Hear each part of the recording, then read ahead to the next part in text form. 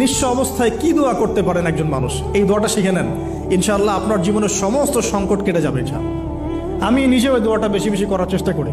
দোয়াটা হচ্ছে, মুসা আলাইহিস সালাম একটা গাছের নিচে হেলান দিয়ে বসলেন, বসে দেখলেন দুইজন মেয়ে দাঁড়িয়ে আছে দূরে, পানি নিতে পারছে না, লোকজন পানি নিয়ে যাচ্ছে, ওরা দাঁড়িয়ে আছে বেচারি।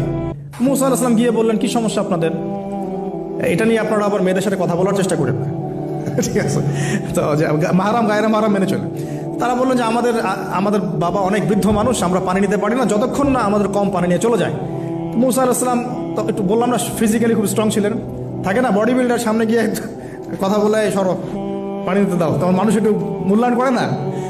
তো মুসা আলাইহিস সালাম এভাবে পানি নিয়ে দিলেন এবং বাছুরদেরকে পানি পান করালেন, করিয়ে গাছের নিচে এসে বসে আছেন। বসে বসে তিনি দোয়া করছেন, এই যে দোয়াটা তিনি দোয়া করছেন, রব্বি, একটা নেক কাজ করলেন, নেক কাজ করলেন না, মানুষের উপকার করলেন, নেক কাজ করে এসে গাছের নিচে বসে দোয়া করছেন, আল্লাহ এখানে তো আমার খাবার পানি বাসস্থান কিছুই নাই, আমি কি করব? রব্বি ইন্নী লিমা আনজালতা ইলাইয়া মিন খায়রিন ফাকির, রব্বি ইন্নী লিমা আনজালতা ইলাইয়া মিন খায়রিন ফাকির। আবার বলেন, রব্বি ইন্নী লিমা আনজালতা ইলাইয়া মিন খায়রিন ফাকির। অর্থ হচ্ছে, হে আল্লাহ, তুমি তোমার পক্ষ থেকে আমার উপরে যে নেয়ামতগুলো দিবে, আমি এর জন্য ফকির হয়ে বসে আছি আল্লাহ। অর্থ বুঝে পড়বেন ভাই, নামাজ রোজা হজ জাকাত যাই করেন আল্লাহর ওয়াস্তে অর্থ বুঝে পড়বেন। অর্থ বুঝে পড়লে আপনার ইবাদতের স্বাদ পাবেন, তৃপ্তি পাবেন, আল্লাহর সাথে কানেকশন হবে, আল্লাহর নূর পাবেন, মাআরিফত পাবেন, সত্য স্বপ্নও দেখবেন তখন ইনশাআল্লাহ। তখন শুয়ে শুয়ে সত্য স্বপ্ন দেখবেন ইনশাআল্লাহ। আল্লাহ পাক তৌফিক দান করে দেন। এবার আল্লাহ পাকের সাহায্য নেমে আসলো, ওই দুই মেয়ের মধ্যে একজন হেঁটে হেঁটে চলে আসছে। এবার এই মেয়ের হাঁটা সম্পর্কেও কোরআন কথা বলেছে, সুবহানাল্লাহ। এই মেয়ে কিভাবে হেঁটে এসেছে এই হাঁটার বর্ণনাও কোরআন দিয়েছে। কোরআন বলেছে এই মেয়ে হেঁটে আসছে লাজুক পায়ে। কি পায়ে? এখন আপনি এই পুরো ওয়ার্ল্ডের মেয়েদের হাঁটা দেখেন, লজ্জা আছে? তাহলে মেয়েদের সাথে লজ্জা একটা গভীর সম্পর্ক আছে। এই মেয়ে প্রশংসা আল্লাহ পাক কোরআনে করলেন, লাজুক পায়ে লাজুক ভঙ্গিতে অবনত নয়নে সে হেঁটে আসলো।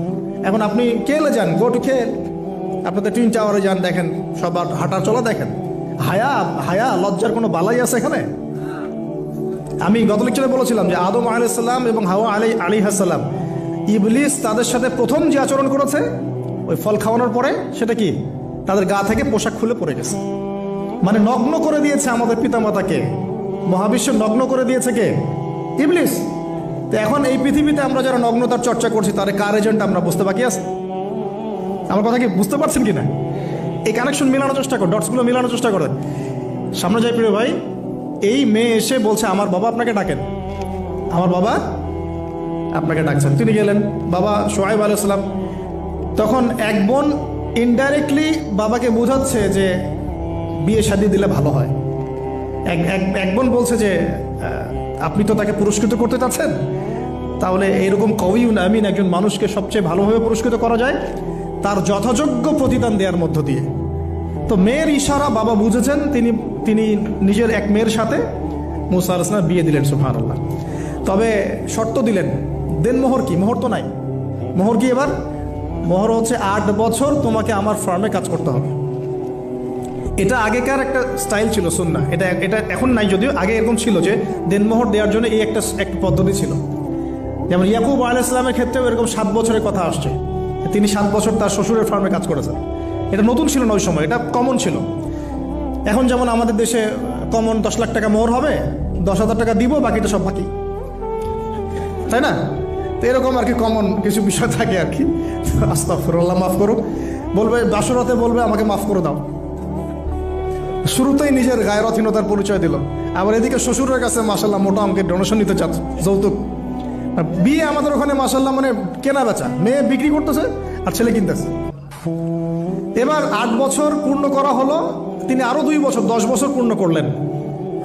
এই 10 বছরে মুসা আলাইহিস সালাম নববী পরিবেশ পেলেন, অভিভাবক পেলেন, স্ত্রী পেলেন, প্রেমময়ী সন্তান সন্ততি ইত্যাদি সবকিছু। এবার আল্লাহ রাব্বুল আলামিন তাকে মিশরের দিকে যাওয়ার যে সময় তো এখন হয়ে গেছে, 10 বছর হয়েছে, মিশরে যেতে হবে। যাওয়ার পথে স্ত্রীর প্রসব বেদনা উঠেছে। তখন মুসা আলাইহিস সালাম আগুন খুঁজছেন। আগুন কি খুঁজছেন ভাই? আগুন খুঁজতে খুঁজতে তুর পাহাড়ের ওখানে গিয়ে দেখছেন যে আগুন গাছে জ্বলছে। সবুজ পাতার উপরে আগুন, তিনি অবাক।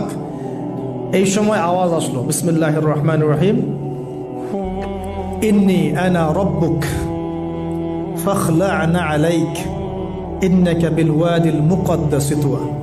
মুসা, ইন্নানি আনা আল্লাহ লা ইলাহা ইল্লা আনা ফা'বুদনি ওয়া আকিমিস সালাতা লিযিকরি। মানে এখানে অনেকগুলো কথা আছে, সূরা তাহার মধ্যে আছে।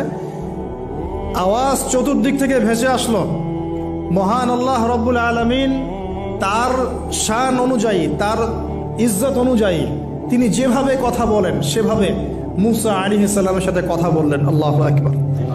বললেন, ইয়া মুসা, হে মুসা, ইন্নানি আনা আল্লাহ, নিশ্চয়ই আমি আল্লাহ, লা ইলাহা ইল্লা আনা, আমি ছাড়া কোনো ইলাহ নাই, ফা'বুদনি, তুমি আমার ইবাদত করো, ওয়া আকিমিস সালাতা লিযিকরি, আমার ইবাদতের জন্য সালাত কায়েম করো, আমার জিকিরের জন্য সালাত কায়েম করো, আমার স্মরণের জন্য সালাত কায়েম করো। ফাখলা'না আলাইক, তোমার জুতা খুলে ফেলো, ইন্নাকা বিল ওয়াদিল মুকদ্দাস তুয়া, তুমি তুয়া উপত্যকায় আছো, পবিত্র তুয়া উপত্যকায় আছো। আদব শেখানো হলো, এভাবে অনেক কথোপকথন হলো। নবী মুসা আলাইহিস সালাম ভয় পেয়ে গেলেন এবং আল্লাহ পাক আরো কথা বললেন, ওয়া মা তিলকা বিয়ামিনিকা ইয়া মুসা।